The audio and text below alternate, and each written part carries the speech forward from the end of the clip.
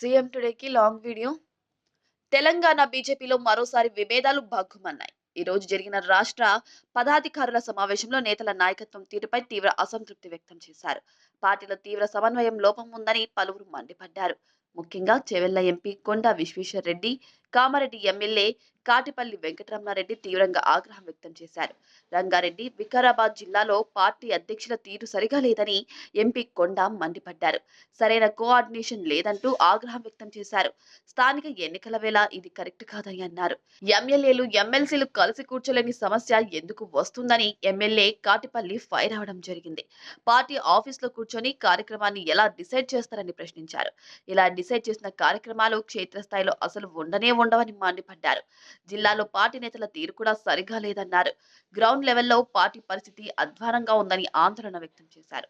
సమావేశాలకు వెళ్లడమే మా పన అని నాయకత్వాన్ని ప్రశ్నించారు. క్షేత్రస్థాయిలో ఎందుకు పార్టీ కార్యక్రమాలు లేవని ఫైర్ అయ్యారు.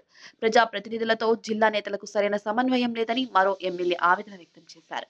సరైన నేతలకే ఇన్ఛార్జ్ బాధ్యతలు ఇవ్వాలని ఎంపీ డీకేఆర్ సూచించారు. పార్టీ రాష్ట్ర అధ్యక్షులు రామచంద్రరావు మాట్లాడుతూ సమస్యలన్నింటినీ సరిచేసుకొని సమిష్టిగా ముందుకు వెళ్లామని సూచించారు. అయితే రంగారెడ్డి, వికారాబాద్ జిల్లా ఇష్యూపై కమిటీ వేస్తామని ప్రకటించారు. ఇదిలా ఉంటే స్థానిక ఎన్నికలకు బీజేపీ సిద్ధమవుతుంది. ఈ క్రమంలో ఈ నెల 8న పార్టీ రాష్ట్ర స్థాయి విస్తృత సమావేశం నిర్వహించనుంది. ఎంపీలు, ఎమ్మెల్యేలు, ఎమ్మెల్సీలు, జిల్లా అధ్యక్షులు, కీలక నేతలు ఈ సమావేశానికి హాజరు కానున్నారు. 15 జెడ్పీటీసీలు గెలవడమే తమ లక్ష్యమని బీజేపీ చెబుతుంది. ఇందుకోసం జిల్లా అధ్యక్షుడు, ఇన్ఛార్జి, అబ్జర్వర్లతో త్రిసభ్య కమిటీ వేయనుంది. అనంతరం జిల్లాల వారీగా బహిరంగ సభలు నిర్వహించడానికి ఏర్పాట్లు చేస్తోంది.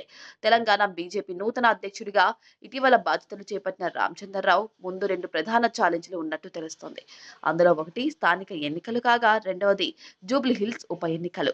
ఈ 2 ఎన్నికలు ఆయనకు అగ్ని పరీక్ష అన్న చర్చ కూడా సాగుతుంది.